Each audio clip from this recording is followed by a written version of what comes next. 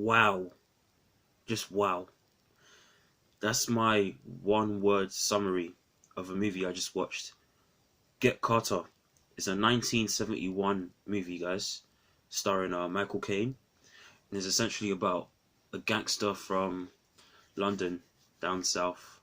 He goes back to his hometown in Newcastle, up north, to investigate the death of his brother.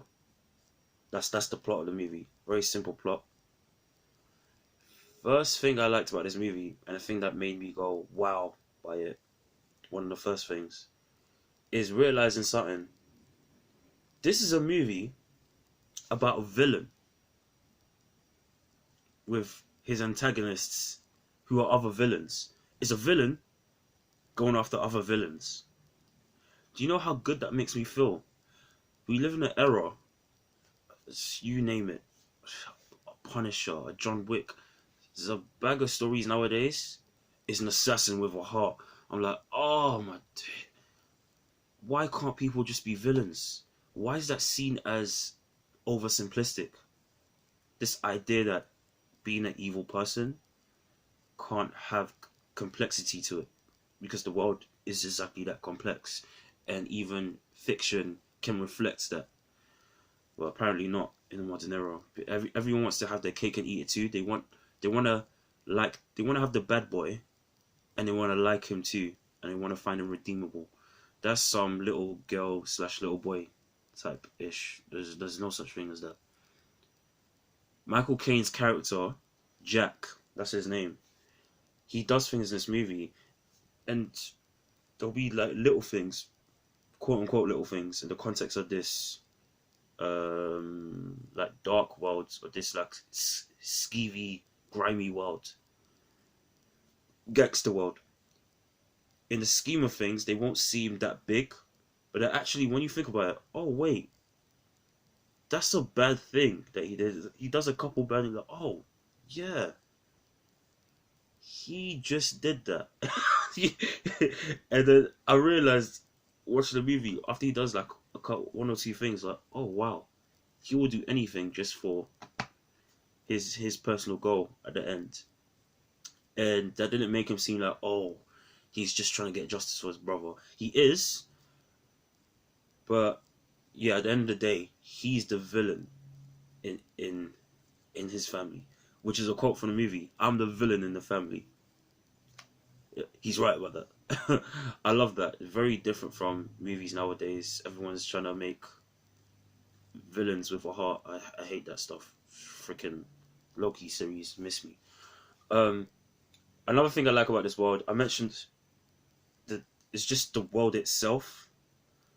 Again, gangsters, assassins, henchmen, kind of two-face people. Double. I don't want to say double agents. It's not a James Bond movie, but that's the only way I can put it. The double agents.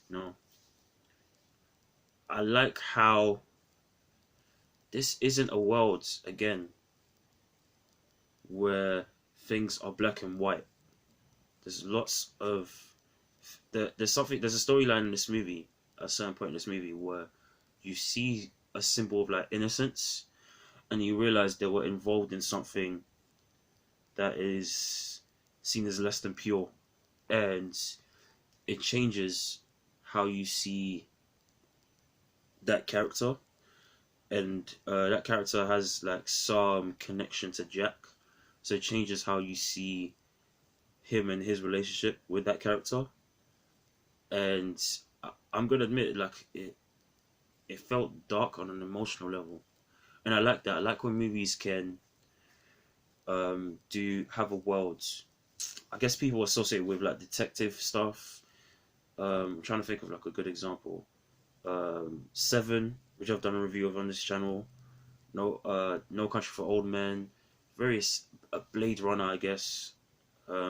Movies where the world feels effed up because they're like this despicable, filthy fellas about. But then there's also certain blokes, certain types who are just rough around the edges because of what's going on up here, because of things that they have seen that have broken them. And there's a scene in this movie where Jack cries. It all connects to. It's like, oh shoot, yeah, that affected me too. He sees something in it.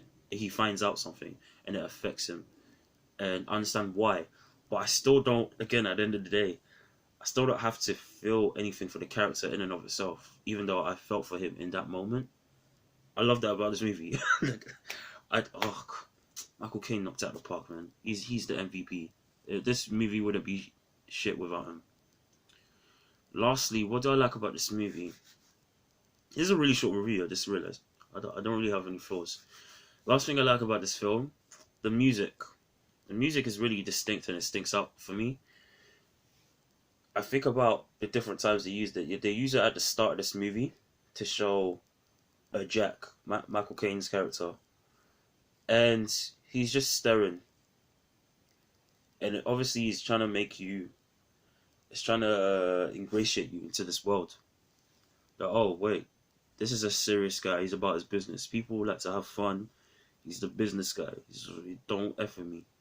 But then you wonder because of because of the death of his brother. Has he always been like that? Has he always been strictly business, or is he just that way because of what happened to his brother? Because of his bereavement, and the things again. I can't stress enough.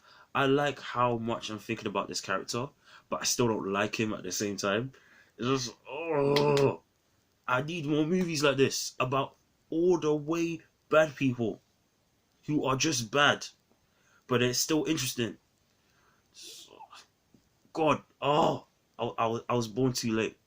All these recasts for everyone wants a John Wick. No one wants a Jack Carter. You should think about that. Trying to think of flaws. I don't really have any flaws, to be honest with you about this film. I like the scenery. It makes me wish I've unfortunately not traveled too much outside of London, even though I was born and raised in London, but I haven't unfortunately traveled too much outside of London.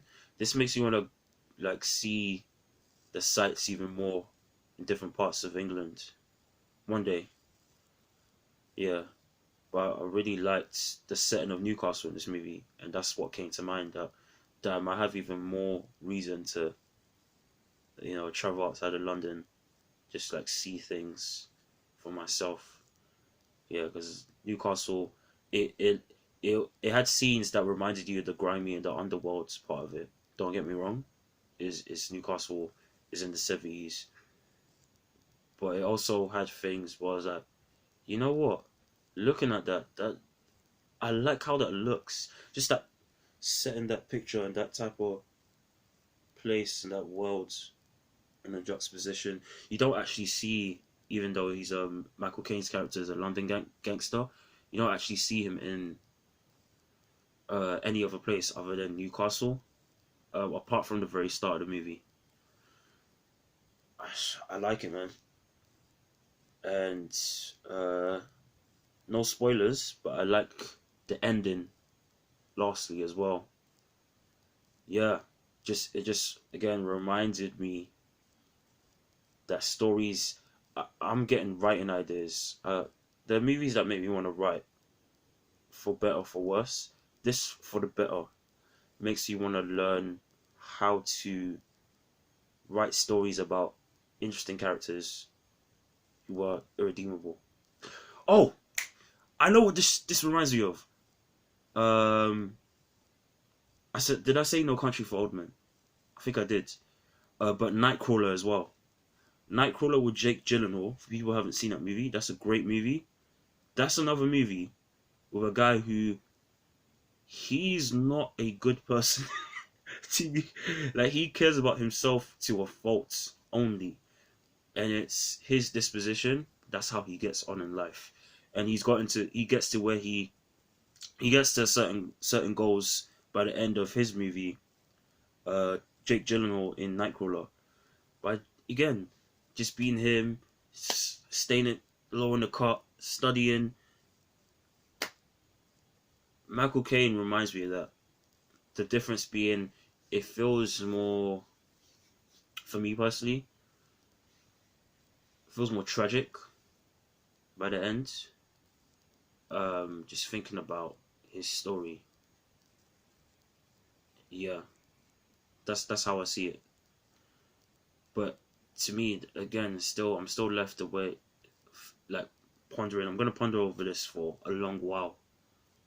Um, and I like that. Yeah. You guys, tell me what you think down below. Am I just fanboying over this film if you've seen it already, or do you think like there's truth to some of what I'm saying? That this movie's complex, and even though it's about an irredeemable person. If you haven't seen this movie, would you see it based on this review? Tell me all your thoughts down below, guys. Press that like button if you like this video. Share it with all your friends, and lastly, subscribe. The button's right there. Don't be shy. It's right below. Other than that, guys, signing off. Salute.